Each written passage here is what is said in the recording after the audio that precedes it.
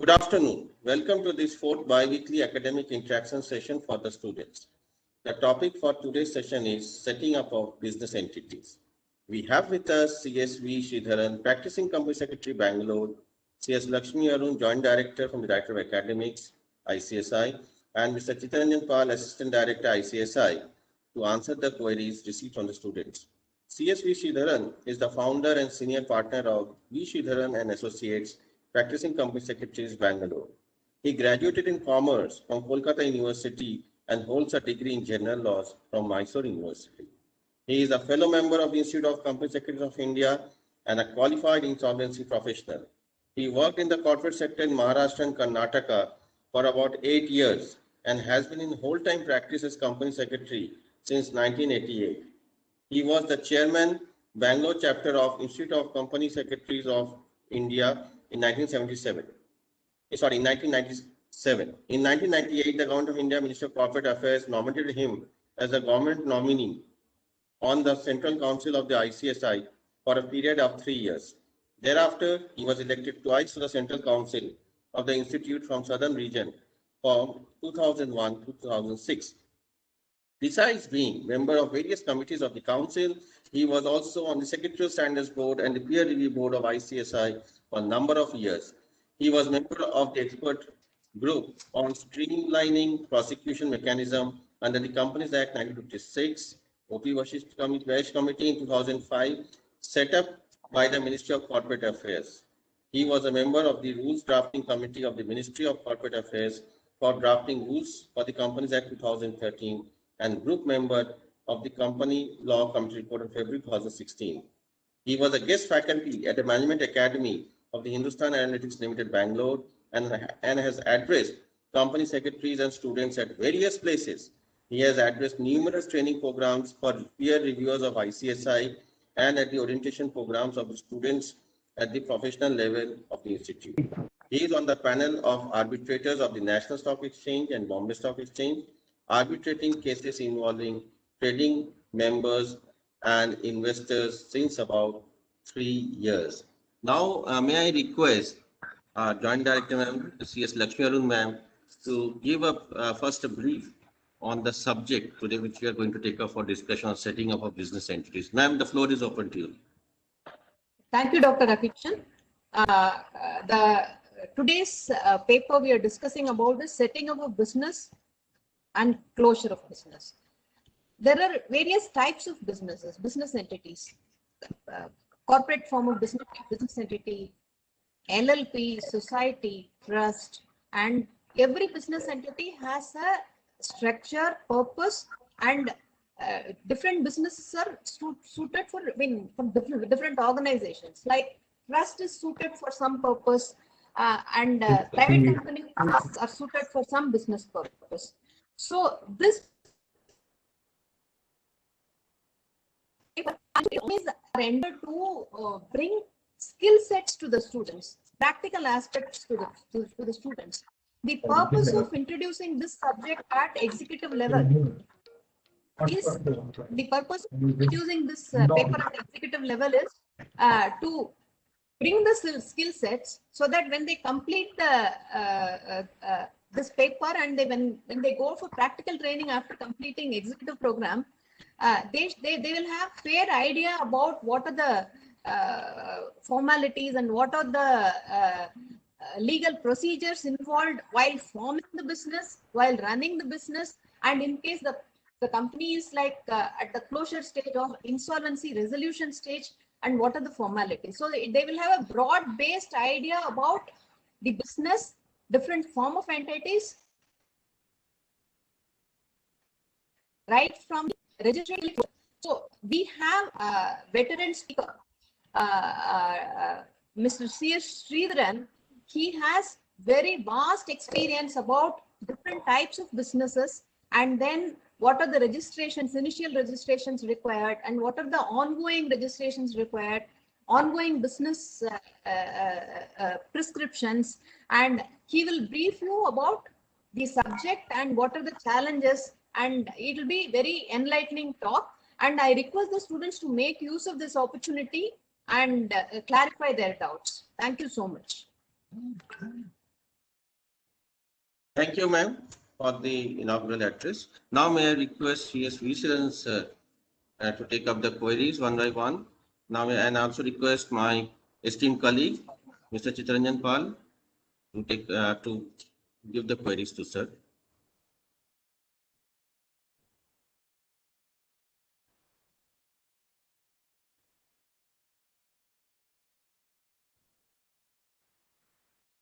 Hello, Chittaranjan ji.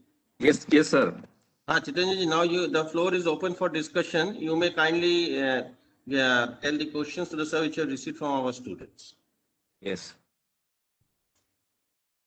Now I request Sridharan sir to speak about the types of company and the business and form of business organization and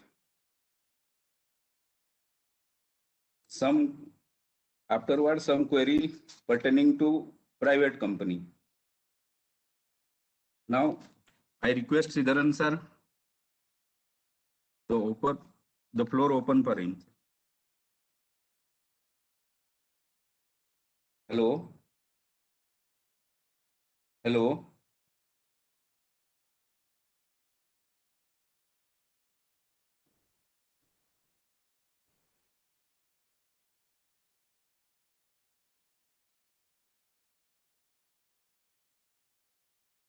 Chittaranjan ji, hello.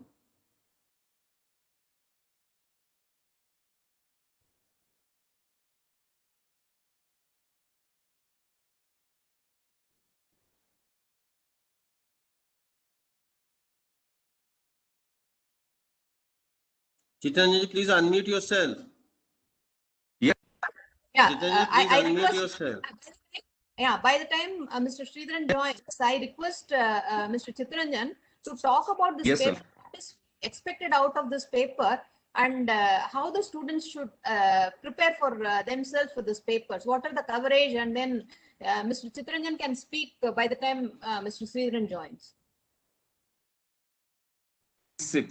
Our companies, types of companies and registration process, memorandum, articles of associations, and various registration formality. Then afterward, there are various level of compliance formality as well as IPR formalities. And at the process of insolvency and bankruptcy, the broad feature of this subject in 3 category. Hello. Yes, please continue, Chittaranjan ji. May I audible? Yeah, Chittaranjan ji, you're audible. Yes.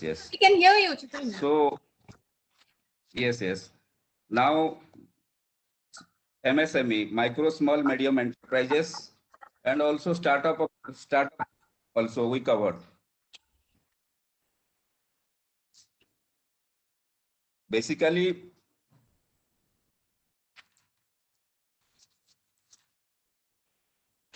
Dr. Akinchand? Yes.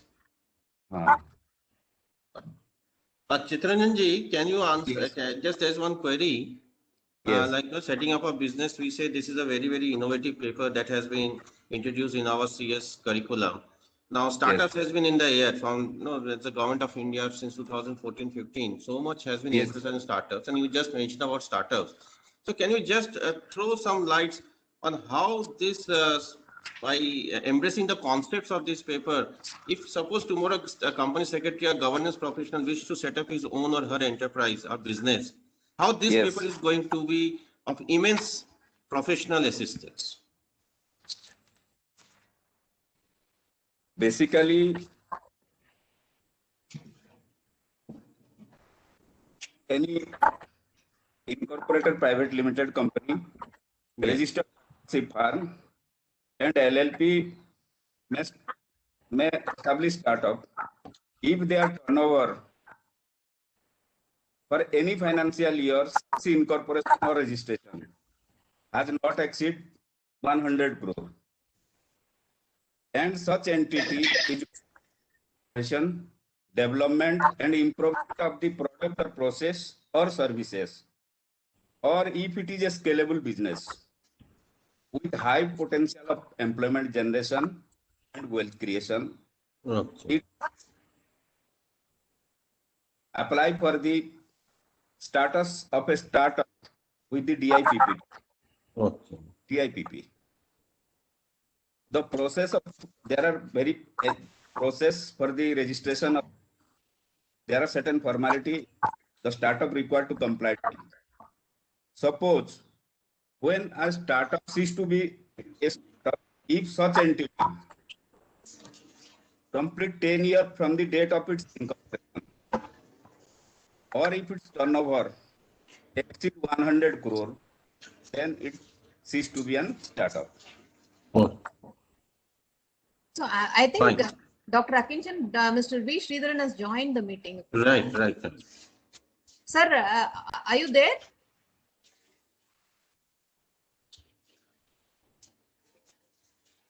Sridhar sir, are you audible? Are you audible, sir?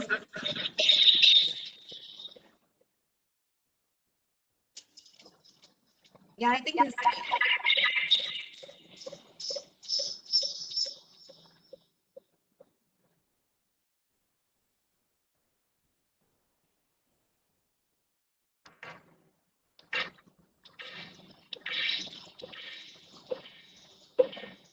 yeah. Sir,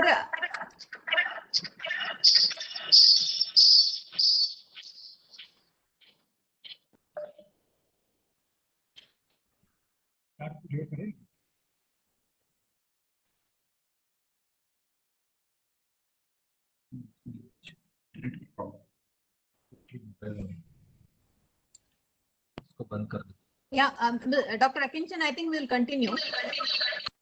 Okay, ma'am. Yeah. Mr. Chittaranjan, you would like to continue? Yes, yes, Yeah, ma'am. please continue, sir. Sir, sir, Chittaranjan, sir. Yes, yes.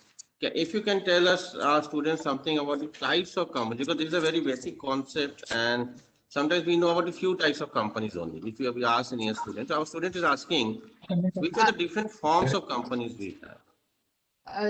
Dr. Akinchan, before Yes, that, sir. Yes, sir. Okay. students should know how to read Companies Act, because Right. Companies Act, this legislation, it is covered in not only the setting up of business paper, it is covered in different subjects at executive level also, and different subjects at professional level also. Right. So, like for example, I'm telling, see, Companies Act consists of the principal statute, that is Companies Act 2013, and then we have delegated legislation, because in Companies Act, substantial substantial part of procedural aspects are covered in rules, whereas policy is covered in the principal legislation. So Right. the student should be able to read the act, the section, the rules, and many clarification and circulars are also issued by the Ministry of Corporate Affairs. So they should be able to link the sections, the delegated legislation, and the circular. And along with that, they should be able to link the complementary legislation also. So, for example, if we take up section 135, that is dealing with corporate social responsibility. So, they should be able to link it with the CSR rules. So, what is stated in CSR rules? What are the mandatory formalities about constitution of CSR committee, and what should be the contribution? Now it has become mandatory. What is the contribution for CSR? And then what type of contribution, and then schedule also. Schedule to Companies Act. That is also deals with, one schedule is dealing with CSR. So they should be able to link the section, the rules, the schedule, and the circulars. In addition, they should be able to read the complementary legislations. See, for example, if we talk about issue of securities. Issue of securities, they should be reading the sections dealing with the issue of securities. They should be reading the rules relating to prospectus and allotment securities rules by Ministry of Corporate Affairs. If it is a listed company, they should be reading SEBI ICDR regulations, SEBI LODR regulations with respect to the respective sections. So that they will have the broad-based picture. So similarly, even the same logic applies to papers, including setting up of business also. Right. Because I'm sure, our subject officer Chittaranjan also will agree to my views.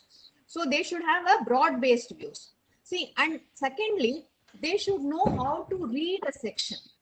Right. For example, if we take one example of definition of associate company.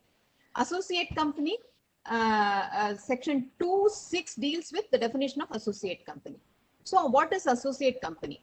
Associate company in relation to another company, break, means a company in which the other company has a significant influence, break, and then but which is not a subsidiary company, and again break. So it includes a joint venture company. So within this definition, the students has to know what is significant influence, that is given in the explanation, and what is joint venture company, that is also given in the explanation. It excludes subsidiary company. So what is subsidiary company, that they should know. So this single definition involves multiple angle. So students should have a broad-based understanding about the section, and reading legislation is an art. So similarly, even incorporation of companies, for example, setting up of business it involves incorporation of companies, conversion of companies. So they should read a section very artistically, and they should also understand certain legal words used in the legislation, like provided, notwithstanding anything contained, subject to. So those things and all, they should be taking care. And Chittaranjan, what is your view in this regard?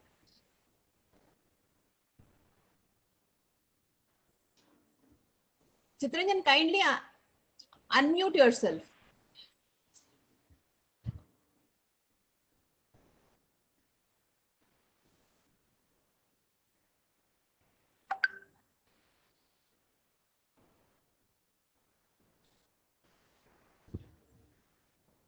Chittaranjan ji, kindly unmute yourself.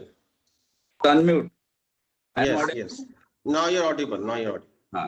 Student should read both substantive law, that is section, along with rules made thereunder, along with regulation for more clarity.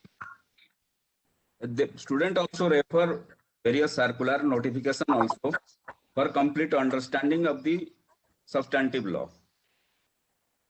This setting up a business, this subject,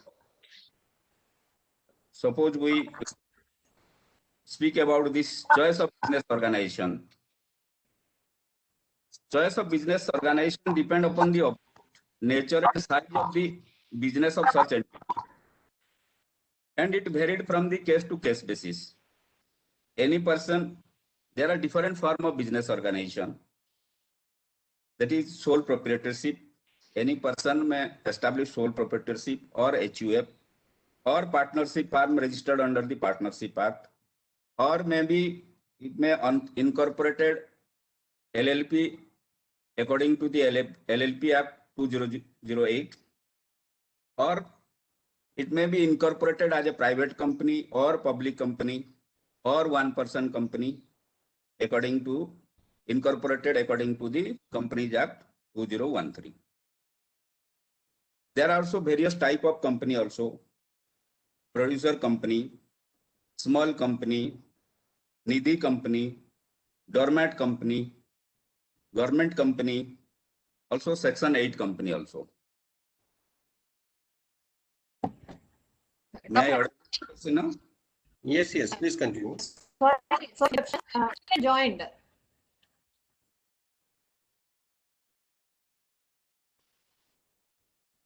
Yes, ma'am. Mr. Sridharan joined. He just. Okay, okay.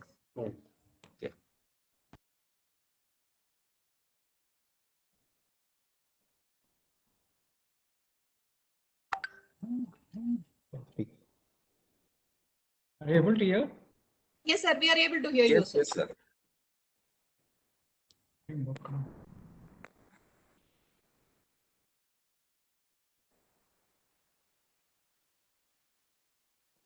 We are able to hear you, sir.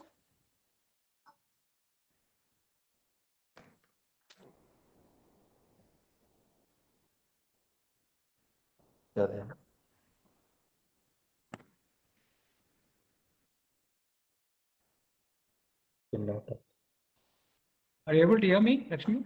Yes, sir. Yes, We are yes, able. yes, sir.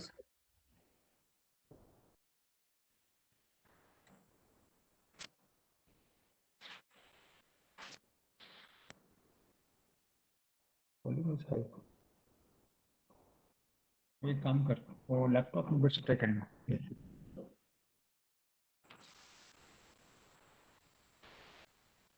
Just 1 second, we are trying from the laptop again.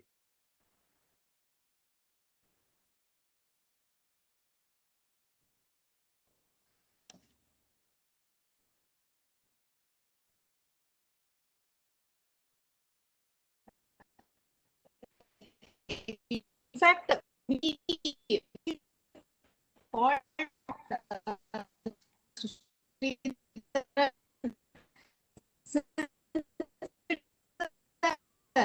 practically oriented, not practical paper. So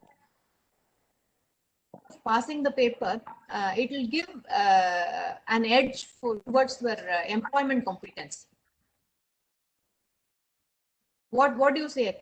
Yeah, I think it will give an edge to employment competency. This paper. Definitely, ma'am. I fully acquiesce to your views because today is the era of competition, cutthroat competition.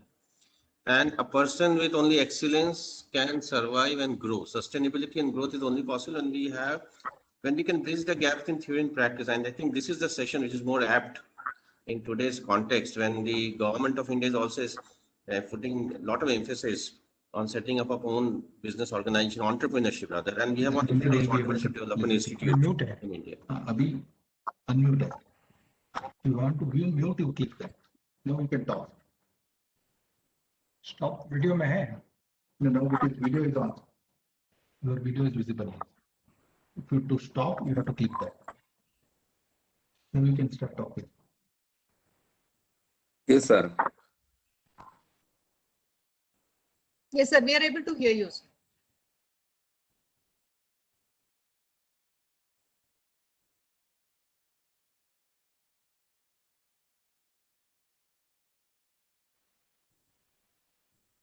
Because many students are actually asking, there are queries that how do we pass the examination, how do we score marks? Yes, examination is very important. Scoring marks is also very important. Job of this paper is employed, and this is totally practically oriented paper.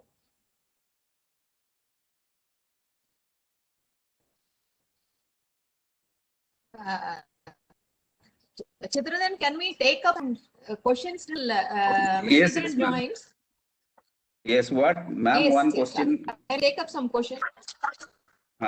One general question, ma'am. What does examiner expect Yes, from yes. students? Basically, mention the करने examiner is expecting your answer to the what question asked. Or student focus should be their answer.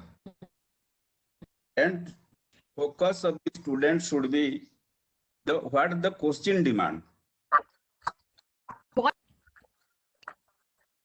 Yeah, can you You are repeat the audible, question?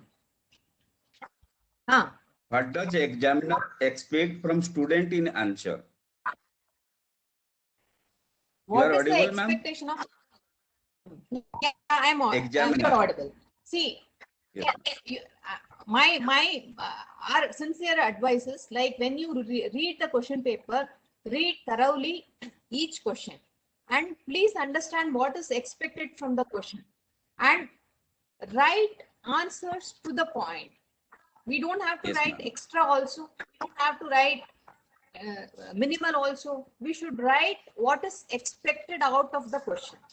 If a Yes, case ma'am. law is quoted, then you can add case law, but don't fill pages.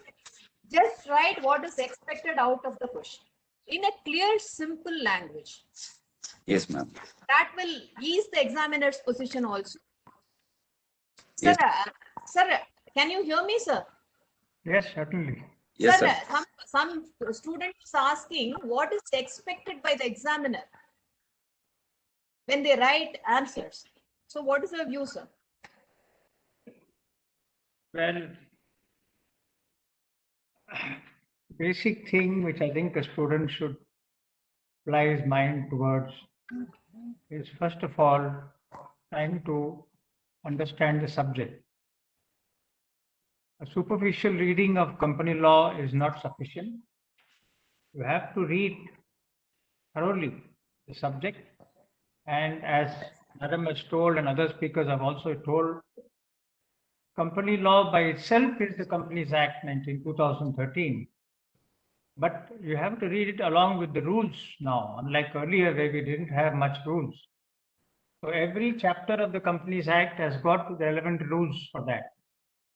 So you've got to read the rules which provide the procedural aspects of what should be done. For example, supposing you have appointment of a director. Now, appointment of a director subject may be in the act, but what is the procedure for the appointment? Certain connected things can be found only in the rules. In addition to the rules, which is very, very important now, and the bare provisions of the Companies Act, you also have to read the clarifications, circulars, which are issued by the Ministry of Corporate Affairs from time to time, at least 6 months prior to your examination. The examiner looks at very concise answers. Examiners don't look at you writing stories. If you write stories, the examiner doesn't like. Examiner likes you to be to the point. One is to be to the point. Number two, you must write correctly in simple English, as Madam has just told. We don't want Shakespearean English. We want clear English in simple terms so that the examiner understands what you're trying to write. Number three, you cannot deviate from the law. And you cannot deviate from the law by writing some other interpretation of yours with regard to the law. The question says define associate company. You must define the associate company as it is provided in the Companies Act 2013. In addition to the definition, if there's a proviso with that, that also better that you add it also, so that the entire answer becomes compact. Number three is the examiners don't like students who keep on scratching and writing the answer, first cutting it out, and then again trying to write the other answer, scoring off words here and there. These are not things which are liked by the examiners. So before you start writing the answer, first organize your thoughts. Spend a minute in time to organize your thought and then putting it down in black and white. That way your answer will be crisp and your answer will also be clean for the examiner to read. Wherever possible, you quote the section of the rule number. If you cannot quote the section of the rule number, it does not matter. But if you quote, it shows that you have better grasp of the subject. I think the examiners look at these things. And if the question is something which is relevant to a particular case law which has happened, then it's better that you try to reproduce the case law, not exactly writing the whole judgment, but at least write in the matter of so and so it was decided like this. Okay. If you write like that, then the examiner knows that you also know what you are writing about. So quoting of a case law, etc., is a very useful method of impressing the examiner, and also which conveys the depth of your knowledge of the subject also. I think the examiner will look at these 4 or 5 points very importantly. Sir, in fact, when you're talking about the quoting of case law, many students ask, they don't remember the name of the case, but they remember the ratio and then they remember the judgment.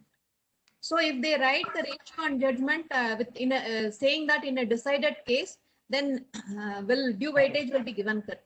Fair enough. I think it's a fair expectation, because if the student is able to quote the judgment or refer to that judgment without remembering which case law it is, students remember all WhatsApp numbers and everything else. They can also remember the case laws. It is not that there are so many case laws in this country on company law and a particular section that they can't remember. But given the fact that they will not be able to remember like that, it is okay if they are able to write about the judgment itself. In this particular case was like this, I think the candidate should be awarded appropriate marks for that. Sir, can you throw light on the technical words that are used in Companies Act, like notwithstanding? So with some examples that will give clarity to this. All right. Quite often when you read the Act, and sometimes in the rules also, you will find certain words which are new to you, because most of you would have graduated from different streams, and the quality of teaching and level of knowledge in the graduate level being little different from university to university. The depth of these words may not have been covered in your earlier readings. What is important is to know certain things. For example, supposing we say, what is the proviso to section 252? What is the proviso? Proviso means a word which is used in conjunction with that particular section to convey some decision of the government that it's a condition of a stipulation, provided that you will do like this, provided that you will do like this. So it is a sort of an exception to the concerned section itself. So don't worry about that. The provisos also are very important. So when you read the section, you must also read the proviso, because the proviso sometimes becomes the exception to the main section itself. Then the other common word which is used is notwithstanding anything contained in this act. Notwithstanding anything contained in this act is in Latin called non obstante clause. Non obstante clause means, irrespective of what I am saying in any other section of the Companies Act, this will prevail. That is, what I am going to say now is going to prevail. That means, notwithstanding anything else contained in this act means, even if I have said whatever I have said in the Companies Act is okay, but this particular section where I am writing notwithstanding anything contained in this means you have to do this, and not, even if it's in conflict with something else in the Companies Act, ignore that conflict, but do this only. Notwithstanding is an important one. Subject to is a qualification. Subject to this, subject to that, subject to my going out. Subject to my health being all right, I won't get COVID. Subject to my not getting into an accident, I will reach home. This is the way in which you qualify what you're going to say. And that's how the word subject to is commonly used. When we say nothing in this section shall apply, nothing in this section shall apply means it's an exemption. For example, you know, we have certain classes of companies in India. For example, private limited company, Nidhi companies, Section 8 companies, government companies, and so on. All these companies being different class of companies, the government gives certain exemptions to them, or have modified the sections of the Companies Act to suit these companies. Because, for example, a private limited company may have some exemptions which are not available to a public limited company. So sometimes you may find a word in the section which says, nothing in the section shall apply to a private limited company. That means this section is not applicable to a private limited company. Then the other word which is very commonly used is for the purpose of this section, it says, for the purpose of this section, or for the purpose of the definition, or for the purpose of this provision, it has a limited applicability. It says only for the purposes of this particular provision or section, you must read this. The same sentence should not be used elsewhere in trying to interpret some other section of the Act. And when you say without prejudice to the provisions contained in this Act or any other Act, it says when one provision says without prejudice to any other provision, It means no other provision is affected by that provision, or that other provision will remain unaffected. This is a qualifying phrase which is used in statutory drafting. As you migrate in the profession from in executive level to professional level, etc., a part of this legal jargon will become part of your own drafting skills, which you will be required to have, especially when you go to the professional level. So it's better that some of these key methods of interpretation of the law is understood by you at the executive stage itself, because even when you go to as an apprentice trainee and you want to get training under a corporate or a practicing company secretary, we would expect you to know some of these things. It's not that it happens in all the sections of the Companies Act. Somewhere these kind of words are used. So a little bit of knowledge and a little bit of legal drafting is very essential for you in understanding some of these key words, like nothing in this section shall apply, notwithstanding anything contained, meaning of the word proviso, then subject to this, and without prejudice to the provisions contained in this act. These are the general words which are used in various sections of the Companies Act. In addition to that, you must remember, as I told you, as you have just now mentioned, that certain class of companies are given exemptions by Companies Act by virtue of Section 462. 462 says that government has the power to exempt class of companies from provisions. Consequent to that, in June 2015, the government came out with a list of exemptions. These exemptions are for private limited companies, for Section 8 companies, for Nidhi companies, and for government companies. What they are trying to do by these exemptions are, they are saying that if a particular section is there, they are saying, for example, that this section, for example, will not be applicable to a private limited company. For example, in that manner, they write all the exemptions which are there. So it is necessary to know that exemptions to private companies, exemptions to government companies, exemptions to Nidhi companies, exemptions to Section 8 companies are given by virtue of government's power to exempt various classes of companies, which is an available section for the government under Section 462. As you know, the 2013 Act is primarily drawn by virtue of the rule-making power. This is a major shift which has happened. Earlier acts never had rules to that extent as it is being done now. The idea of making the rules is basically to enable the government to change the rule from time to time without going to Parliament for, as you know, Companies Act is to pass by an act of by Parliament only. It cannot be passed by anybody else. If you have too many sections in the law, which, you know, law is a dynamic subject. Law is not something which is static, especially now in this century which is happening. Because of that, the government is required to have flexibility so that they can keep changing the figures, they can keep changing whatever is to be required off and on, depending upon the circumstances. And they can do these changes only if they have power to make rules and the power to amend the rules whenever it is required. That is why you will find this entire Companies Act is based on rules, and this rule-making power, which is with the government, is provided in Section 469 of the Companies Act. Yes. Yes, madam.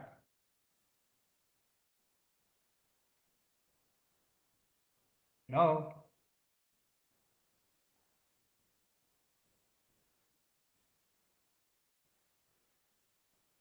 Ma'am, kindly unmute yourself. Yeah. So, is there any other While, ready for any other question? While incorporating the companies, different type of business entities, and there you might have faced practical difficulties, like practical challenges, practical issues that it is emerging, or what are the practical procedures that are followed, like spice form and all those things. Can you explain that to students? Sure. See, the incorporation of a company is like giving birth to an entity. When you form a company, you would have decided by now what kind of an organization you want.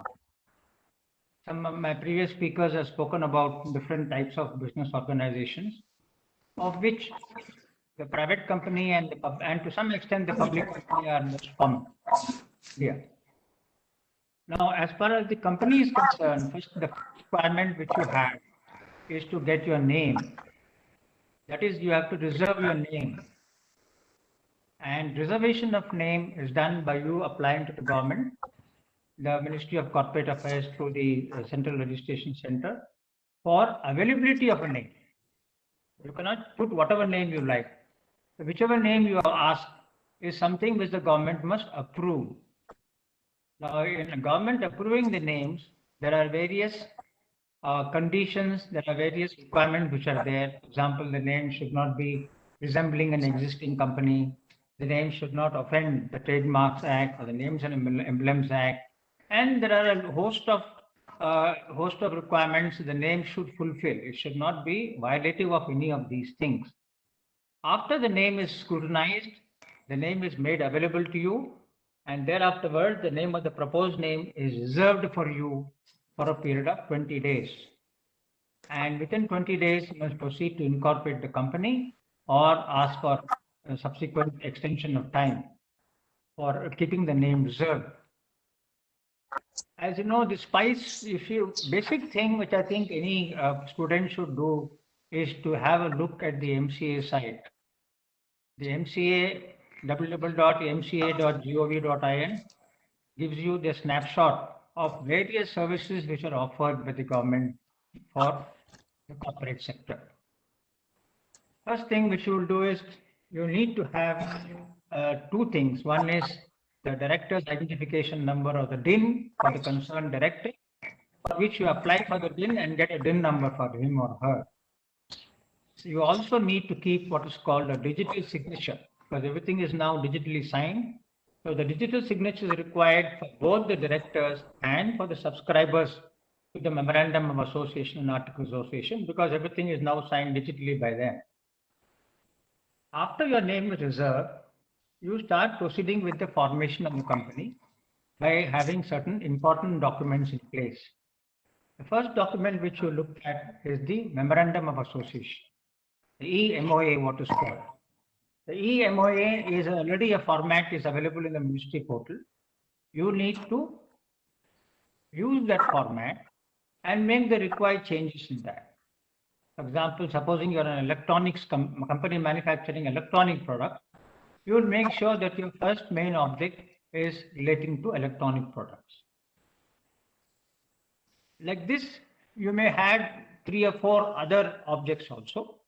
But the first object, usually the ministry makes sure that your first object is reflective of your name. So you must remember that when you apply for the name itself, you should not be too brief.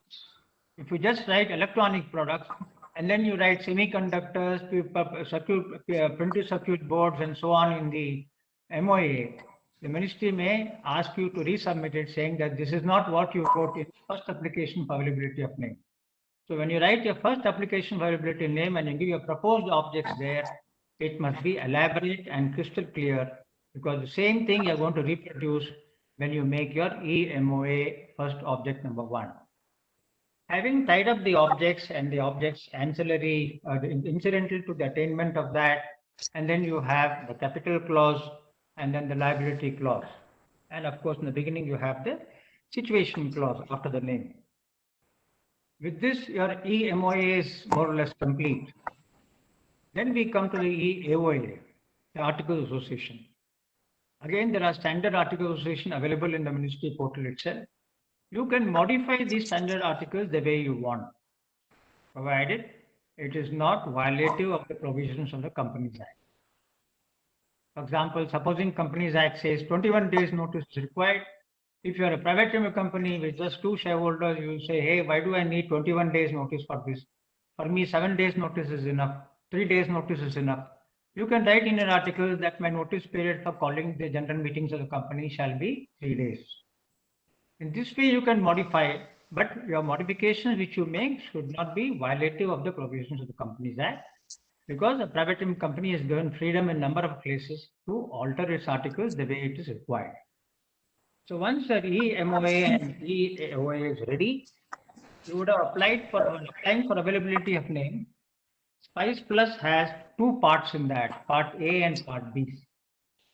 Now, you can either reserve your name by applying in Part A, or you can fill up the entire incorporation process in part B, which also contains the request for availability of name. But practically speaking, what we find is sometimes we keep all this ready and then suddenly when we file part B, the name gets rejected. So what we do is we apply in part A first, get the name clearance first, and then we file the part B for the incorporation process. In addition to this allotment of course, you would have had the DIN number, but if you don't have a DIN number also, now there is a provision for you that in this Spice Plus has facilities for you to get that DIN there also, if you have not had it earlier. In addition to that, you need to get a PAN number. PAN is now mandatory for everybody. So when you apply, you'll apply for, in addition to your Spice, the incorporation form 532, you will apply with the EMOA, the E Articles of Association, EAOA, and when you apply through there will be a linked e-form called the Agile Pro. Now, the Agile Pro gets you registration for various statutory requirements. For example, PAN, EPFO, that is the Provident Fund registration, the ESI registration. Professional tax registration is now online for both Maharashtra and Karnataka. Not only Maharashtra, it is also in Karnataka. And the bank account, which is also mandatory to be, you have to specify the name of the bank in which you're going to open the bank account. And the GSTN number is an optional thing. If you want to apply for GST number, you can. But normally we don't do it because we find that the GST takes a lot of time. And by the time the incorporation certificate doesn't come. And the clients are always in a hurry because they want the incorporation certificate. So if we put the GST, what is happening is the MCA keeps waiting for the GST people to give the number. And in that process, the incorporation is getting delayed. So most of the clients therefore say, hey, anyway, I'm not covered in the GST now. As and when I get covered, I will file. So GSTN number is fortunately an optional number. If you want GST number, you can take. If you don't want it, well and good, forget about it. As and when you start operations, you can always apply for the GST as long as you are within the threshold limit under GST regulation. In addition to that, you have an INC 9. INC 9. INC 9 is a declaration by the first directors that they have verified everything and everything is in compliance with the Companies Act. Once these documents are filed, then this is the complete process of documentation. And along with that, there are, I'm just making it in a very simplified form because there are certain other things like registered office proof. If you have a registered office, you have to attach the proof of the registered office by giving either the lease deed copy, and in case the owner, if it's not your own building, that is, if you're not your own building, you need to give a lease deed copy, and the owner's no objection for that premises being used as the registered office address of the company. And in addition to that, you need to give the utility bills like the water bill, power bill, etc., showing the address of the proposed registered office. Practical issues, what you said in incorporation, yes, there are some practical issues. For example, name availability can be a practical issue. You apply for a name, the government will say, no, this name is resembling some other company, or this name is vague, or this name is general, this name is not in consonance with your proposed main objects, and so on. For example, if it is phonetically the same as some other existing company, then your name may get rejected and you'll be asked to resubmit. Similarly, if it is in violation of some trademark or if it's similar to a trademark which is taken by some other company, these are grounds on which the name may not be available. But if the name is unique, like coining of the alphabets of the directors, coining their first names, etc., and then it has the thing, maybe you will get the name in the first shot itself. The process is very fast nowadays in the ministry. So to that extent, I should compliment them. The second thing which happens is proposed objects don't match with the name. If you write objects which are not matching with your name, as I told you, then it becomes a problem. So what you do is generally you will put the first object will be similar to your name. As I said, if it is Sridharan Electronics Private Limited, I'll make sure that the first one is electronic, and second and third could be anything now, because now they're not very particular what you write there, of object number 2 or 3 or 4. As long as the main object, the first main object which you write, should be in consonance with the name of the company. The third thing which you must remember is size constraint. In the ministry portal, you have 6 MB size. So by the time you put the Spice Plus and the attachments for that, the copies of all this, copies of that, it is quite likely that the size may exceed. So you must compress it in such a way that you are within the 6 MB, otherwise you will not be able to upload the document. Basically, these are the three or four points on which incorporation gets stuck or gets delayed. But I think it's a reasonably fast process. Only thing is the promoters or the professionals should be careful in putting together all the documents. And before you start the process of incorporation, of course, it is necessary for you to have a look at the documentations first. You must keep all the documents with you when you go to upload, because everything is web linked and everything has to be filed at one shot. So before you go for the process of filing of the incorporation document, you must make sure that all the documents are with you with regard to the promoters, particularly the promoters, subscribers and the directors, and the office address, their photograph wherever required, and of course their DIN numbers, DSCs, everything should be kept ready.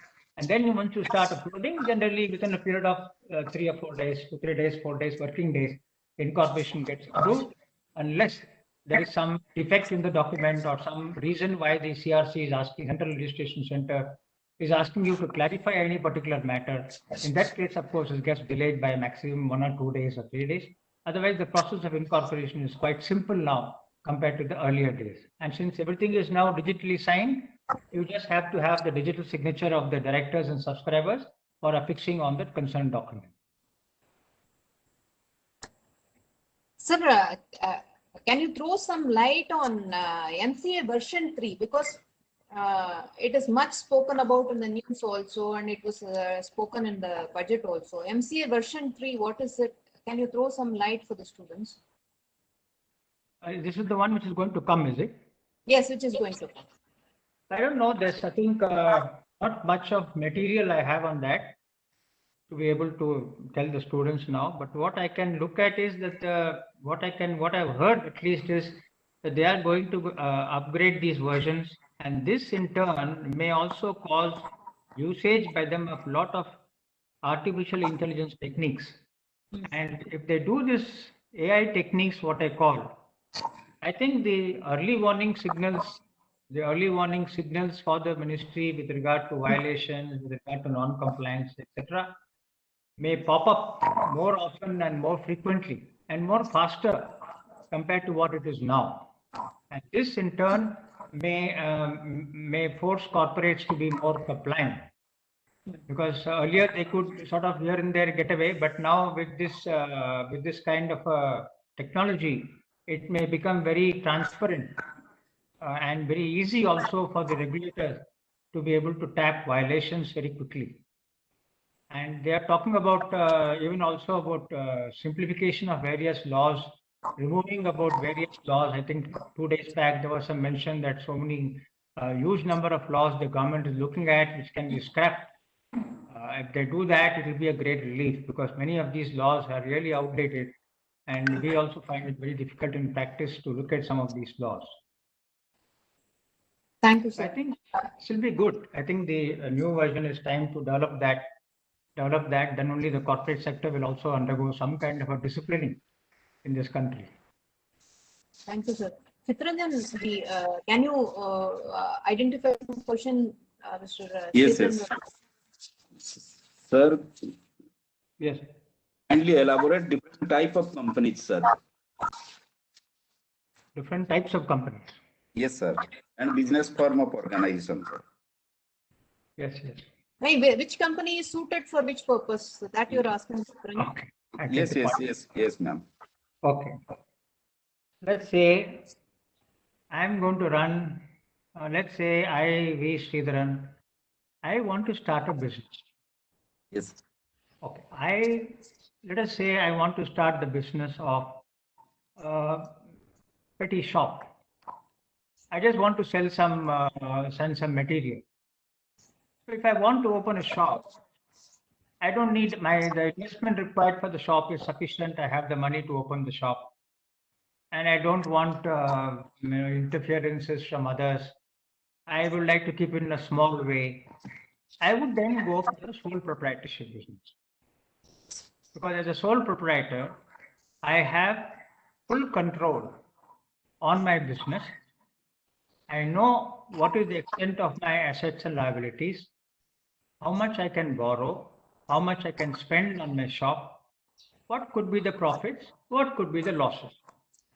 Sole proprietorship kind of business is very ideal for those who want to run one-stop, one-man shop or one-woman shop, whatever you call it. And these are very ideal for small kind of businesses. When you do small businesses, it is okay to have a sole proprietorship. Let's say I have the money, but I don't have the brain. And I need somebody who has the brain, but who doesn't have the money.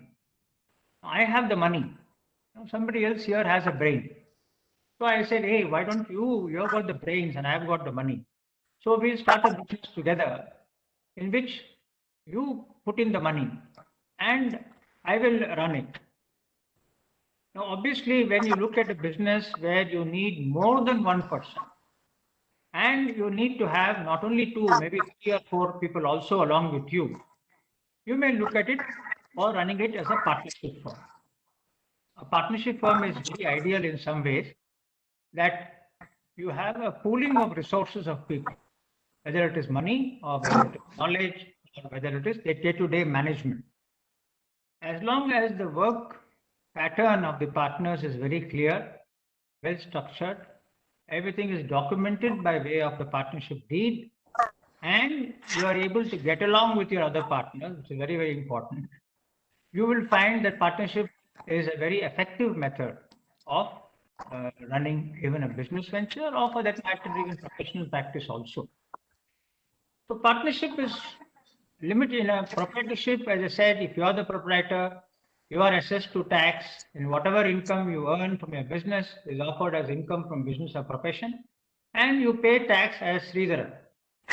If you do it as a partnership firm, the partnership firm pays the tax, which is quite tax beneficial, if I may use the word, and the share of surplus which comes to the partners is not taxed because it has already been taxed in the hands of the firm. So some extent partnerships are fairly tax efficient method of running. But there are some disadvantages in both sole proprietorship and partnership. In sole proprietorship, for example, that person becomes liable for everything. So it sits on a weight on his head, and the liability is purely personal of the sole proprietor. In a partnership firm also, partners are jointly and severally liable. Number two, the partners, if one of the proprietor dies, for example, there is no successor in the business. Similarly, in a partnership also, it can so happen that if the key partner dies, then remaining partners either may not get along or they may decide to dissolve the firm or reconstitute the firm. A lot of upheavals takes place in the case of partnership firms also. Looking at these two, the corporate form, which is of a private limited company or a public limited company, is considered to be reasonably good because it offers you a kind of a continuity of.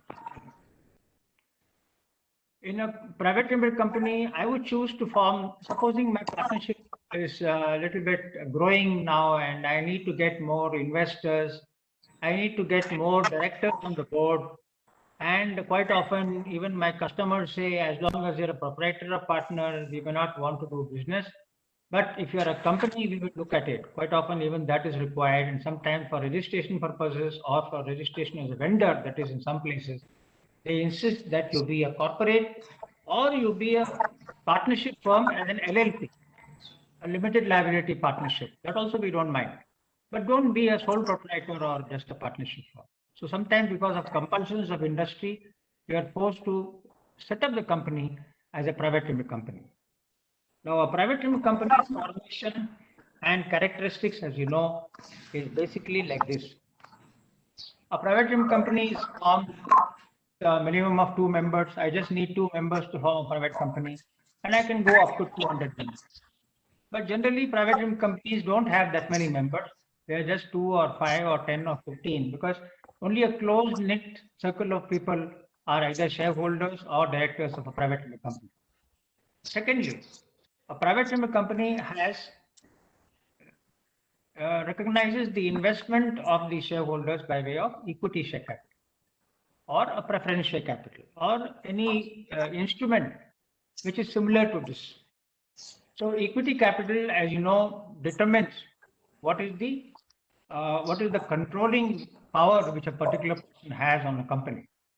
Now, equity capital, preference capital, and it is a form of debt capital. You have to repay it at some point of time. Equity capital, you don't have to repay because it's not repayable. Simple as that. Preference capital is a debt instrument. So preference capital, whatever way you call it, or debentures or unsecured loans, all of them have to be repaid at some point of time. The plus points of the private limited company are, as I said, you have a corporate form of organization.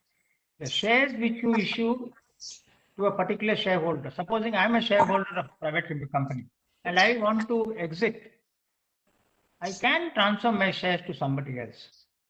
Now there are restrictions. The Act only says private limited company will restrict this transfer of shares. It doesn't prohibit that. Free transferability of shares is allowed in public limited companies. In private limited companies, there is no free transferability of shares. There is only a restriction on transfer of shares. That is, the board can decide who should be the buyer, incoming shareholder.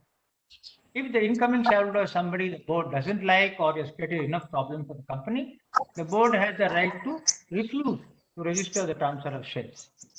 But there is this concept of transferability of shares in the case of a private limited company. Only thing is it has got some restrictions. Second thing is, okay, company is all said and done a perpetual entity. It is born by law and it can die only by law. The other form of company is the public limited company. Now, the number of public limited companies in India is minuscule. Unless you want to make it a listed company, unless you want to go for an IPO, or you want to list the shares on the stock exchange. Generally, many people nowadays don't prefer public limited companies because of more compliances with the law and because it doesn't serve any great purpose also. The public limited company, only thing is you can have any number of members. You must have minimum of 7 members. The maximum number of members is infinite. You can have any number. But people who think of forming public limited companies will do so only if they want to go for an IPO tomorrow. Supposing they want to go for an IPO, they may go for listing on the stock exchange, etc. Then they think of forming public limited companies. Even that there are options. They form it as a private limited company, then convert it to public, and then go for listing. Now, public limited company, the only thing is there is free transferability of shares. You can have more number of shareholders, and you may be able to raise more capital compared to what a private limited company can. But the statistics of incorporation shows that hardly any public limited companies have been formed nowadays compared to private limited companies. So these are the plus and minuses of each of these forms. In addition to that, you have other entities like the cooperative societies, which is purely a gathering of, it is not a company. So cooperative society is a form of, I wouldn't say it's merely a business organization. It is a group of people who come together, particularly those who are, let us say, underprivileged class or who are of a lower strata of society, who likes to buy things at a discount or at a reduced price. So the society operates more as a kind of a, not exactly a club, but it caters only to a certain section of people, and it is not necessarily profit driven, unlike corporates like public limited companies or private limited companies which operates for profit. A cooperative society operates more on socialistic principles where you try to do some good to your own society which you are forming. For example, supposing I have, let us say, Janagar Cooperative Society where my office is. People in and around this place may take some share because cooperative society also functions like an ERI company. You must be a shareholder of the cooperative society and you get some small loans which can be taken also from them, and you can park deposits also in those companies. So there are little hybrid, different kind of organization, not necessarily for business point of view. In addition to the cooperative societies, you have the Section 8 companies, which used to be called the Section 25 companies earlier. Section 25 companies are basically companies which are not for profit. Their idea is that they are meant to further certain certain activities such as art, commerce, education, or some other cause. And these Section 8 companies, even if they are prohibited from paying dividend, third, if they have profits from them, the profits are used only in plowing back into the business, and the profits cannot be distributed among the shareholders, like which you can do in the case of a private limited company or a public limited company. So Section 8 companies are a slightly different class of companies altogether. Then you have what is called a Nidhi companies, which is a little specific, which is a very peculiar. Again, a Nidhi is basically a financial services provider. And Nidhi companies, as you all know, have been mushrooming a lot, growing a lot in the last couple of years, as per the ministry's statistics. I mean, the Nidhi companies basically are, again, they're like small finance banks in a way. They operate in a particular state. They don't operate interstate. Supposing, particularly in southern India, there are a huge number of Nidhi companies which were there till 2013. After the 2013 Act came and Nidhis could be directly incorporated, that percentage has shifted entirely to the other parts of India. And today in southern India, there is hardly any Nidhi companies. Nidhis basically operate again under not exactly the middle class and the lower middle class, where people who want gold loans, people who want loans against property, etc. They go to the nearby Nidhi office. Just like a cooperative society, they become a shareholder of the Nidhi first. Without being a shareholder, you can't transact business with the Nidhi by putting deposit there or taking loan. So Nidhis are a little special class of companies which are meant only for mutual benefit of those members, by which these members, either they put some fixed deposits there, and these Nidhis pay a higher rate of interest compared to nationalized banks or other banks. So people sometimes who are known to the promoters or directors in that particular place, they know this Nidhi is good, they still park their funds in Nidhi companies to earn better rate of interest. And the loans are mostly the gold loans and property loans. Of course, property loans, they don't go in nowadays because SARFAESI Act is not applicable to Nidhis. So Nidhis cannot, if the Nidhis get stuck with property loan, can't recover it like banks can do under SARFAESI. That's a big disadvantage for them. So Nidhi is another particular class of companies. The other class of companies are things like government company, for example. But then government companies are those where the government itself, whether state government or central government, owns 51% of the paid-up capital of those companies. Now, these are formed by the respective state government or the central government being a party to that. As government companies also have exemptions, just like exemptions for private companies and these companies, these government companies also have exemptions available to them. I think these are the main types of companies which are getting formed. Yes, sir. Private companies, public limited companies, Nidhi companies, Section 8 companies, and the others are all variants. They are not companies which you can incorporate like that. For example, supposing you have a associate company, or let us say as an associate company, you have definitions like holding company and all that. These are all not incorporated as companies.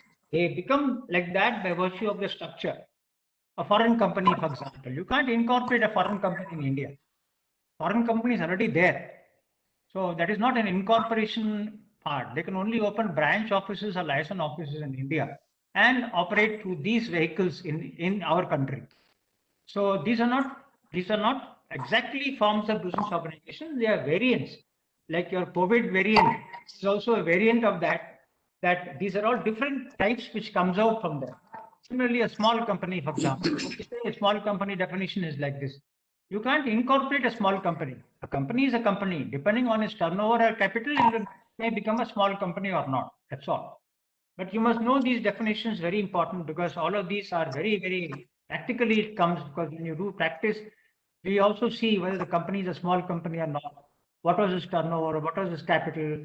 Is there any exemptions available for small companies? Then we could keep in mind that the exemptions are to be given to these companies. So these are all variants of these different types of companies. Sir, another Please, two questions, sir. Please tell me.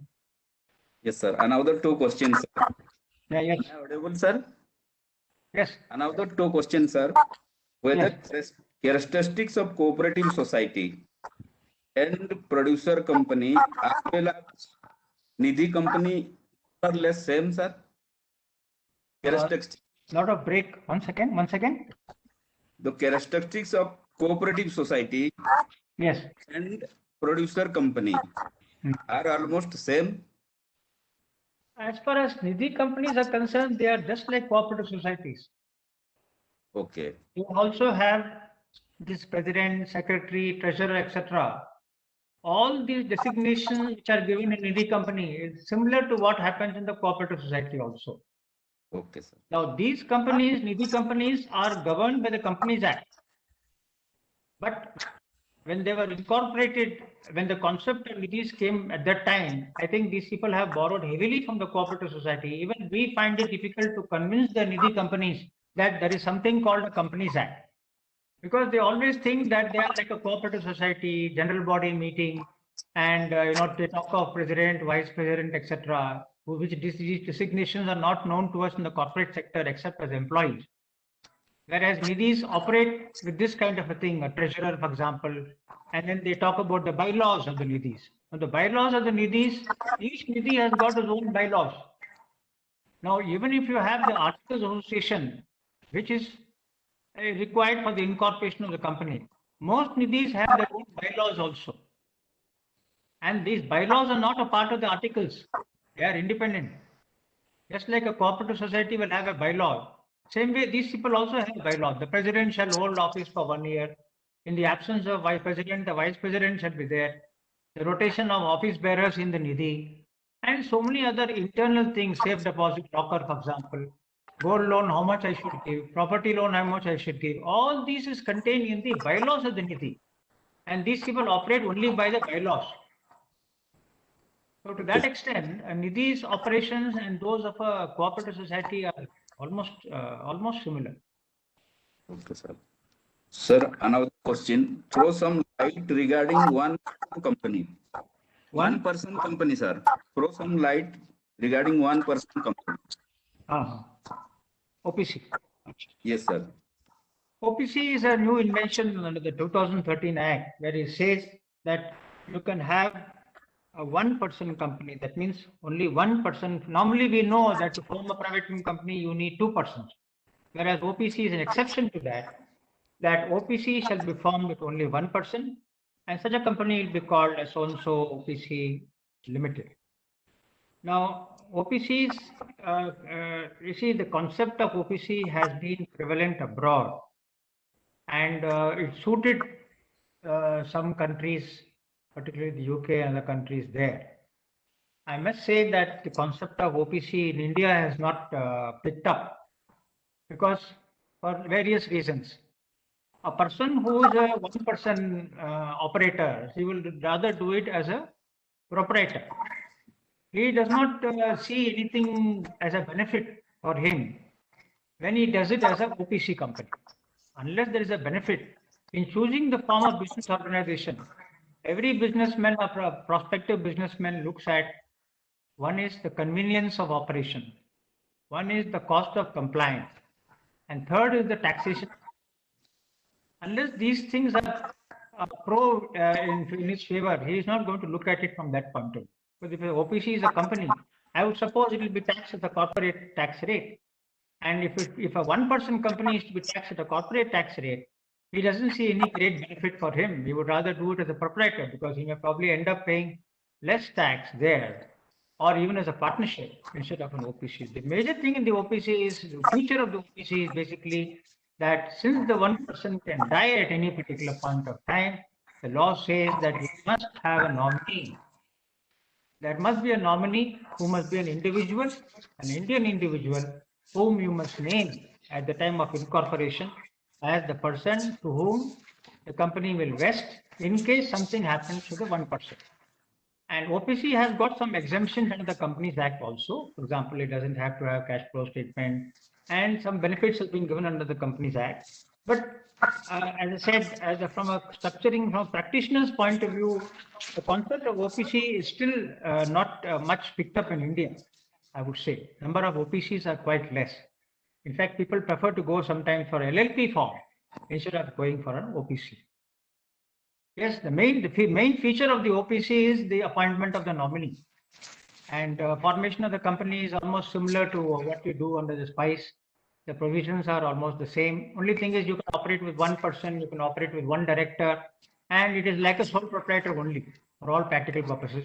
The filing requirement, the compliance requirements are much less for an OPC compared to a normal private limited company. Okay, sir. Now, sir, certain doctors speak about doctrine of ultra virus. Doctrine of ultra virus, sir. One student question doctrine regarding to ultra virus. Ultra-virus. The word ultra-virus means beyond powers. So if a company does any activity which is beyond its powers, that is beyond the provisions of the memorandum of association, that activity becomes an ultra-virus activity. That means an illegal activity which is void. That activity which is ultra-virus means the activity itself is void, and the concerned company directors who have indulged in that activity will be liable. Intra-virus means something within your powers. Ultra-virus means something which is beyond your powers. If you read Asbury railway carriage was Ritchie, which we read maybe 40 years back, that case, that is still quoted everywhere in our study material also. If you read that case carefully, you will come to understand what is the concept of ultra-virus.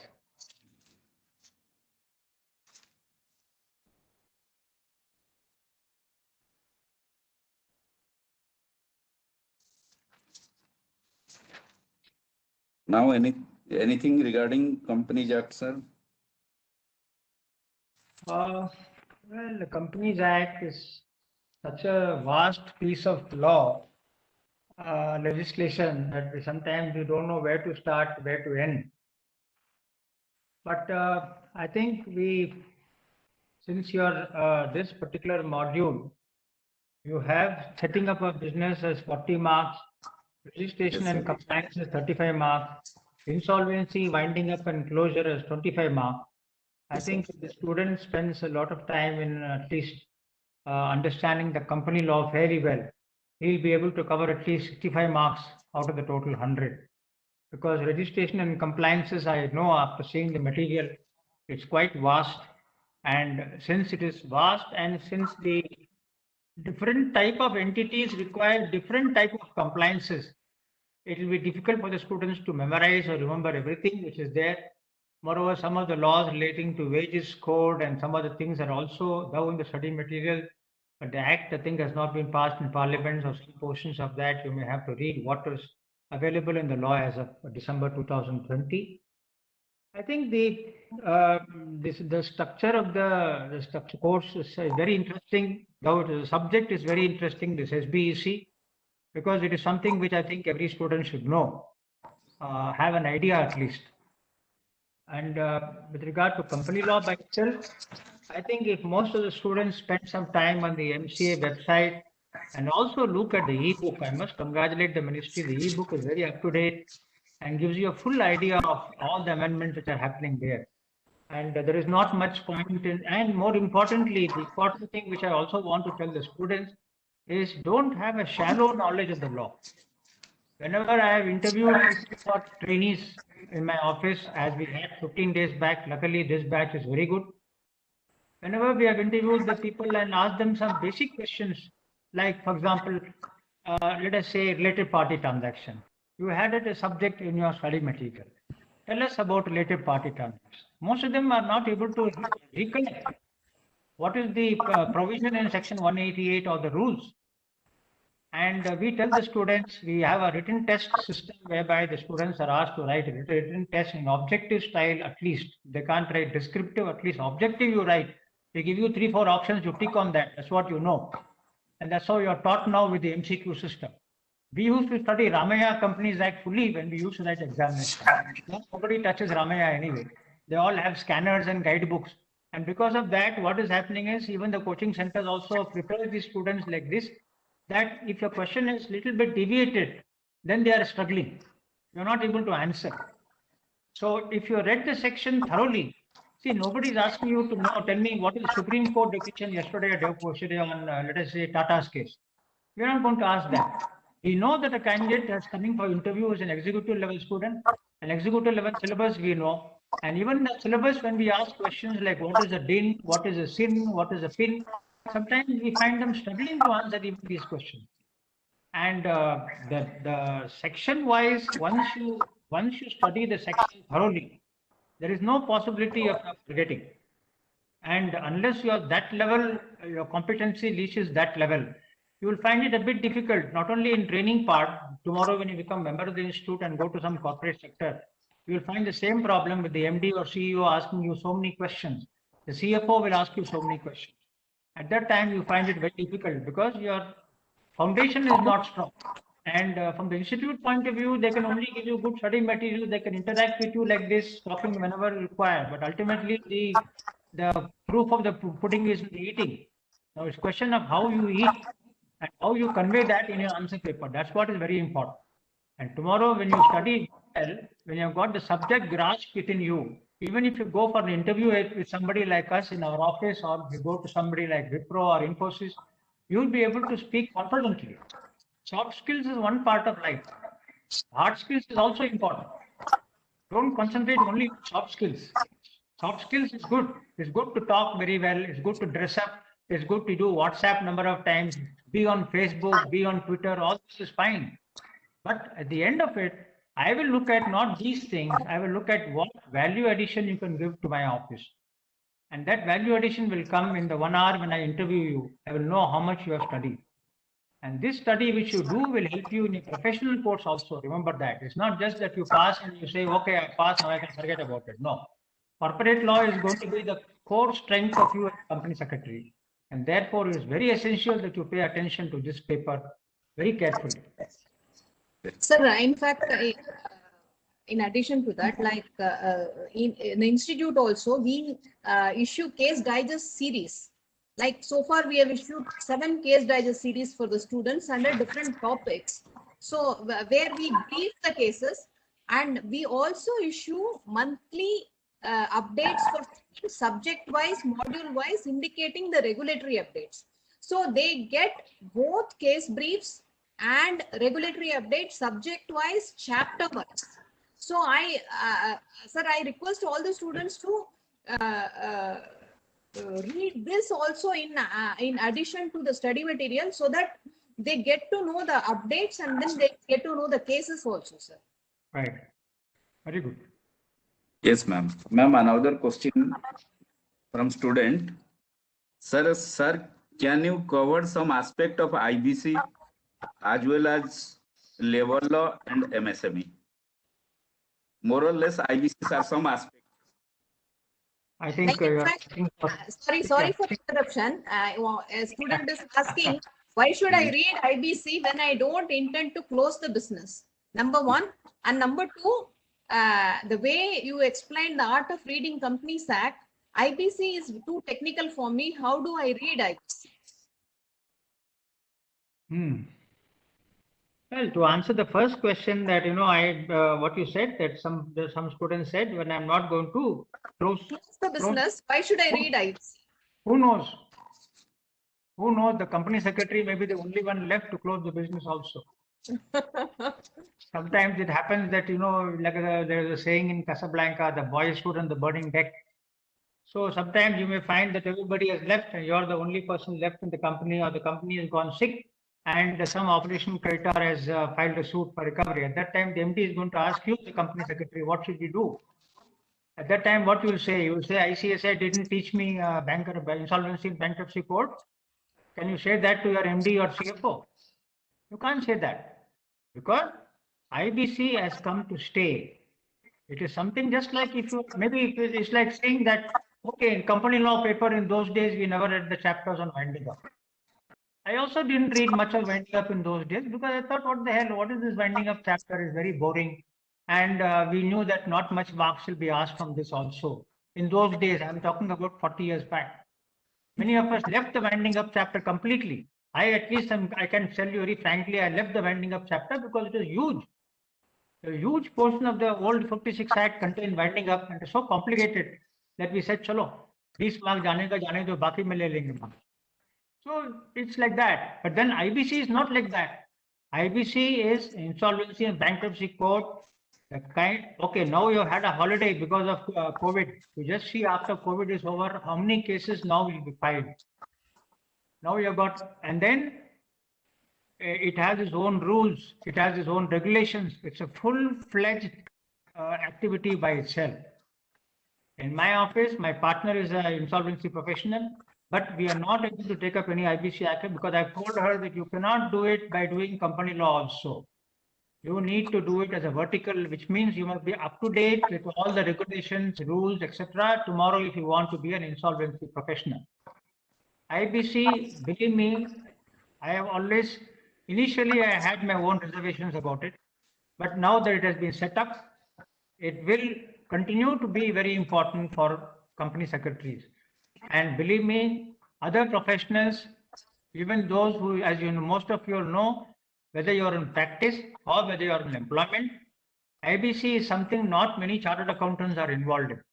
Let's be very clear about it.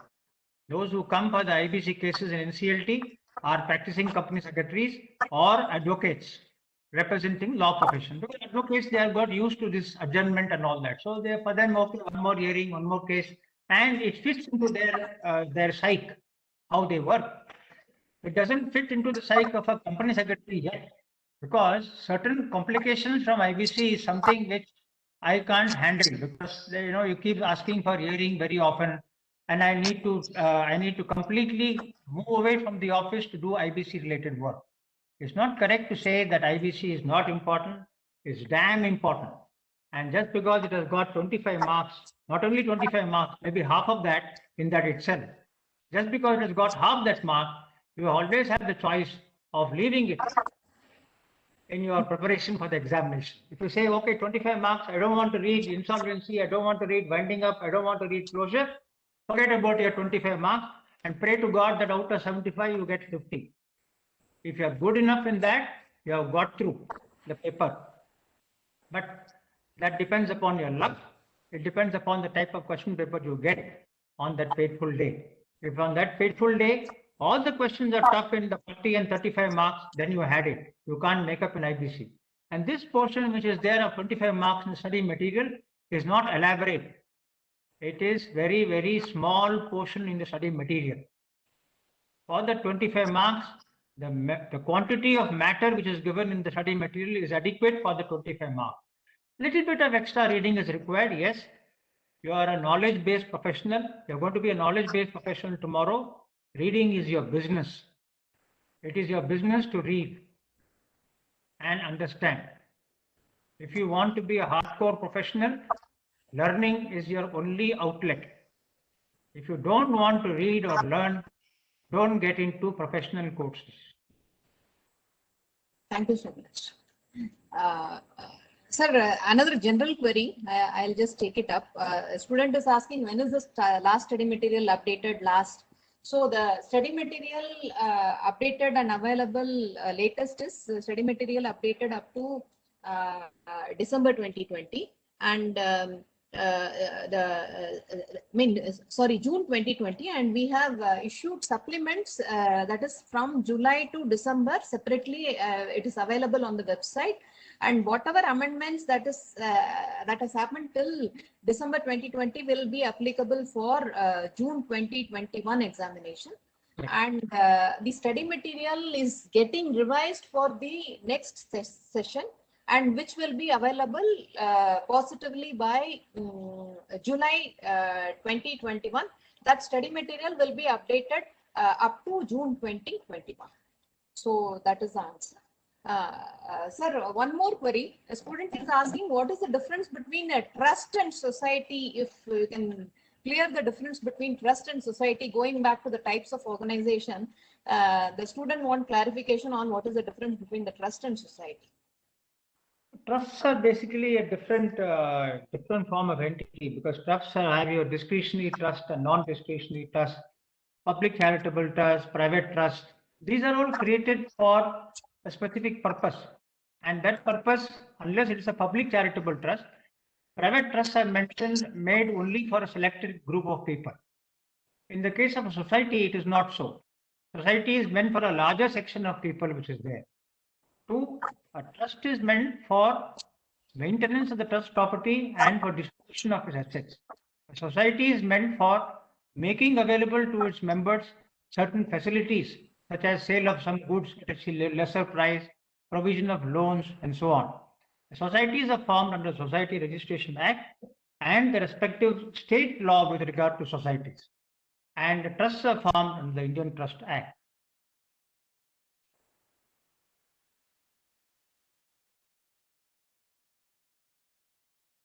Hello?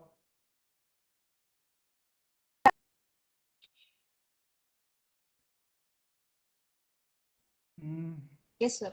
Am I audible? Startup, Chitranjan probably would like to speak more on that. How the government promoted the concept of startups in India in 2020. In order to give a fillip to that, you require registration to the ministry portal in order to be a startup. You must not be more than 10 years old after you're incorporated, and your idea which you have of the startup should be something which is unique and which should bring you be able to generate employment or generate wealth. And the startup should not have had a turnover more than 100 crores. I think so. That's what I think is the provision, if I remember. Thank you. Startups was done with the idea of basically the idea was to encourage the startups in India. But since the licensing and approval comes from the ministry itself, only those companies which have government have also announced a huge fund for these startups. Maybe Chitranjan can add a little bit more on the technical part of it. Is he there? Chitranjan? I think there is some network problem, sir. Sir, what is your advice for towards how the attitude of the student should be there towards the profession? You are such a successful professional, and then now for the prospective members to be successful in their careers, what is your advice, sir? I think the basic advice is to, first of all, spend time in keeping yourself updated with the subjects. Things like reading or going to the website to trying to keep up to date should be a part of your day-to-day life. Just as you breathe and just as you eat and just as you walk, you must spend some time every day in keeping yourself updated with the subject. You must try to read some economic magazines, economic dailies if possible, like Business Line or Business Standard or Economic Time, whichever you want, in addition to your reading of one daily newspaper. To keeping reading of the Charter Secretary, reading the professional magazines, whichever they're available. Essentially reading should be a part of your day-to-day exercise. It should not be compromised at any point of time. This is as far as the academic part is concerned. You must also remember that you are now in extremely competitive environment where a lot of changes, legislative changes, macroeconomic changes are all happening left, right, and center. So if in addition to your knowledge part of it, you must also be able to keep pace with what is happening outside, whether it is a boardroom, whether it is a managing director or CEO with whom you're dealing. You must acquire sufficient what I call knowledge, skill sets, basic knowledge, and ability to interact as a team, which is very important. Thirdly, network with your friends, network with others who have been successful or who are trying to be successful, and see how best you can sharpen yourself on that. You have to keep pace. Ultimately, you must remember that this is a long game for you. The match has just started, and you'll have a long way to go. But all along the process, once you keep developing yourself, I'm sure you'll be the best in your profession. Sir, what's your view on stakeholders management when they take up their role as company secretary and or if they go for practice eventually, client management or stakeholders management? So for that, what is your guidance for them, sir? Stakeholders are the mainstream of the corporate sector. Your ultimate mission should be not only to protect the interests of the board of directors and making sure that the compliances are in order. you must make sure that you take the stakeholders also along with you. So if there is any issues where there is an interface required with the stakeholders, whether it is shareholders, bankers, creditors, debenture holders, etc., I think the CS should play, company secretary should play a very positive role. He should be dynamic in trying to understand their problems and trying to solve them, because that is ultimately the key to the whole thing. Many of times it so happens that the stakeholders feel neglected. They feel that they are just outsiders and the board or the shareholders do what they want. So in this process, the company secretary as the arms and ears of the board, except divulging confidential information of the company, he should be able to play a very proactive role in managing the stakeholders. There is no doubt about it, because as I said, stakeholders require assurance that their investments in the company are protected and their investments also grow, if possible, over a period of time. These, some of the things like financial, business, etc., may not be under the control of the company secretary. But yes, other things like being interactive with them, providing them the required support, and making it a very investor-friendly company should be something which the company secretary should play a much important role in that. Thank you, sir. Sir, while we have explained to the student like what are the challenges or what are the practical aspects while setting up the business, and then we spoke about the closure also. So while running a business organization, I mean in a routine manner, what types of challenges are being faced by the company secretary, and how does he tackle it while running the business, like boardroom management and compliance management, and everything is a challenge for him, strategy management. So how does he tackle those aspects while managing the business organization, running business organization? Yeah, I think there are 2 or 3 things which I have noticed among the corporate sector, which I think I must also bring to the notice of students also. One is that managing the board, a company secretary must learn to manage the board. He must know what is the type of directors he has got on his board, what kind of questions will come. Ultimately, it's a question of preparation. If you prepare yourself thoroughly for any particular board meeting or an AGM or an EGM, you will generally know what kind of questions will come and how they should be tackled. So one is managing the board, understanding the board, interacting with the board of directors is very important for the company secretary. In addition to the interaction, of course, within an own office with an MD or a CEO or a CFO for that matter. This is a very important part. Compliance management, yes. The secretary, the CS in that particular company should be able to have a clear compliance management tool, if it's possible, a software or something else, which should be able to trigger what he has to do. And he should be sufficiently equipped. It's also very important. You see, if you're supposing a CS is there, who's also looking into legal, who's looking into accounts, who's looking into compliance also, then he may find it a bit difficult. Somewhere something may go wrong. So it is essential for him to develop proper compliance tools, compliance software if he has required to buy, sufficient staff whom he requires, not very too much also, at the same time ensuring that he has a minimum number of staff in order to ensure that the compliance management is the best possible thing. Because at one point of time, the people never worried about the cost of compliance. Today, people worry about the cost of non-compliance.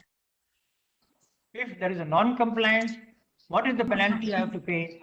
If they look at the figures in the Companies Act, 50,000, 5 lakhs, 2 lakhs, all kinds of figures, they're saying it's very high.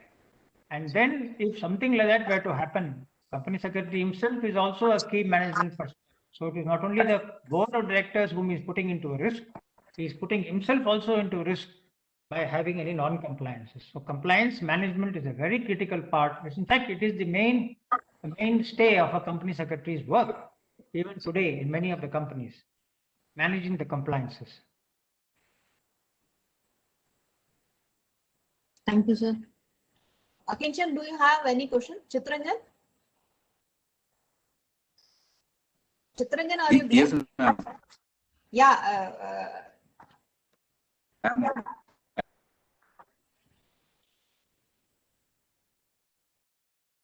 Yeah, Chitranjan.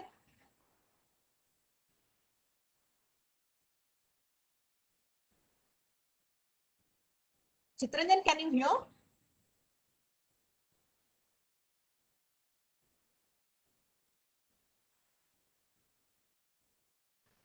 I think there is some network issue.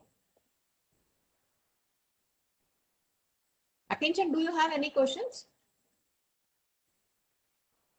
Ma'am, I have one question. Yeah. Sir, this non-banking financial companies, they have mushroomed in our economy and they are playing a pivotal role from the financial dimension. How do you see, sir, the compliance angle in the years to come? Because we have seen a recent many financial debacles. So where do you see, sir, the NBFCs as far the governance perspective is concerned, how far they are robust in that governance dimension? I didn't get the last sentence. How far they are? Robust, they are sound when it comes to the governance, corporate governance perspective. I think this question must be directed to RBI. Only RBI can answer this question with regard to how far. Yes, we have seen what has happened with infrastructure leasing and so many other cooperative banks in Maharashtra. Everywhere this problem is there, that NBFC companies, but unfortunately NBFCs are under the purview of RBI. So I suppose RBI only has to take a call on that, of how far they have been successful in monitoring and bringing in a surveillance mechanism on the NBFC companies. In fact, this is the trigger also of why the Ministry of Corporate Affairs is having a close look at Nidhi companies. Because as I said, Nidhi companies' activities are almost similar to an NBFC, but then they don't come under the purview of RBI. Right. Now the ministry is now wondering why there is so many incorporations of Nidhi companies in the last 2-3 years. And as a member of the committee for regulatory regime for Nidhi companies, I told the ministry that you must understand that regulations have already been there. It's not that regulations are not there, but if there has been a massive spurt of formation of Nidhi companies, particularly in northern India and western India. Your concerned officers should be able to know from the statistics available why these companies are being formed, and thereafter begin some kind of a surveillance mechanism to make sure that the funds collected by these Nidhi companies are not getting siphoned here and there. This is exactly the type of problem which happens in NBFCs also. Unfortunately, as you know, many of these NBFCs, like what you mentioned just now, the story has happened. And after everything is over, the RBI stepped in and then tried to do some damage control exercise. So this problem is not only there, it is happening in wherever there is money involved, there is a problem of a fraud may happen or a diversion of funds which may happen. There's no doubt about that.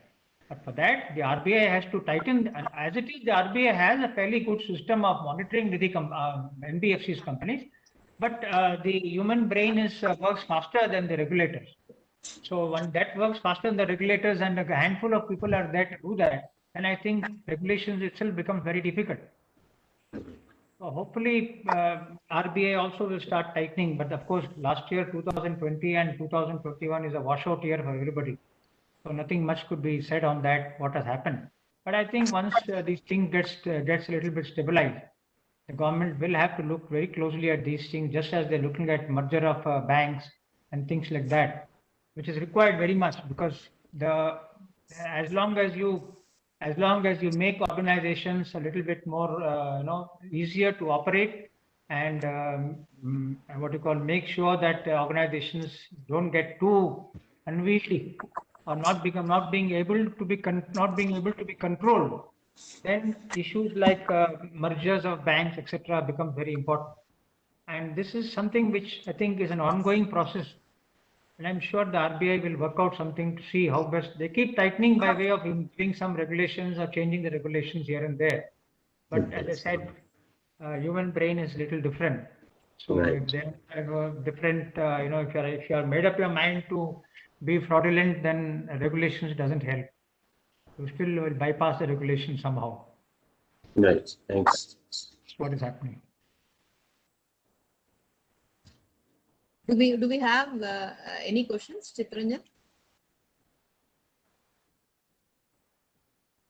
Has he come back? Chitranjan? Chitranjan ji, do you have any more queries?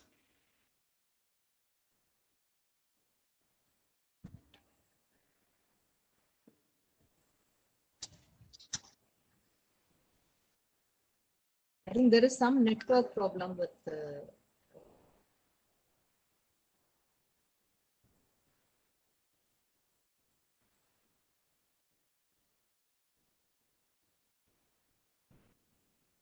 Some student is asking, what is your advice? You've talked about the Art of Reading Companies Act, Art of Reading Insolve IPC, and then can you guide us broadly on reading labor laws also? Maybe one question popped up.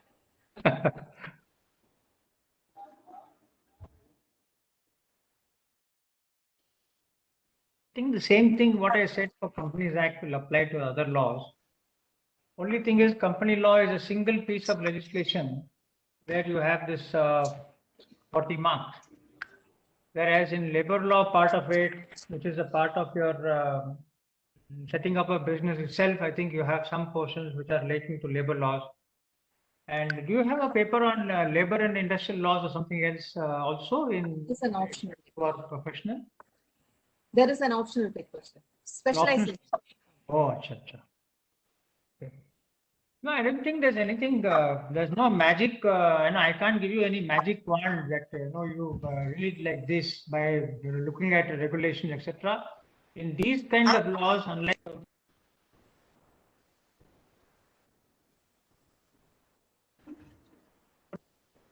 law, the basic law, the important definitions which you need to understand, and there's some important provisions of the respective labor laws. That's all. You're not going to be asked in detail with regard to interpretation of various aspects of a particular act. That I think is not the intention. I think art of interpretation is uniform across, sir. Whether it is company law, whether it is labor law, any statute, the art of reading a statute is uniform. Giving break at appropriate places and reading.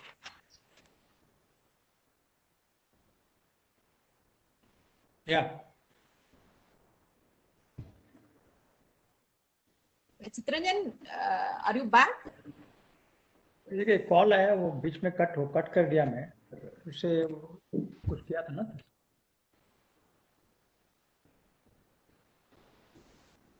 Voice नहीं आ रहा है ना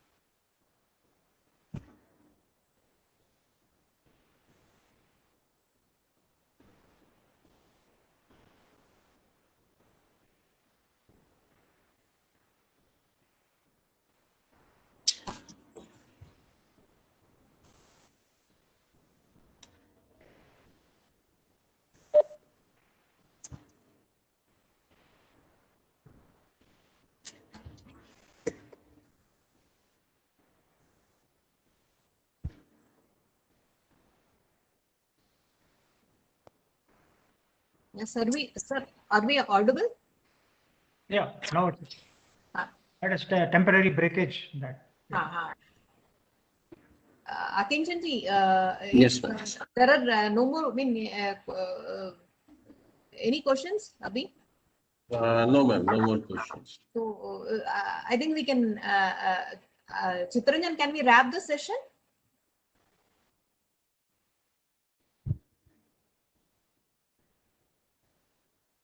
There's instead some technical glitches in the Chitranjanji's system. Okay.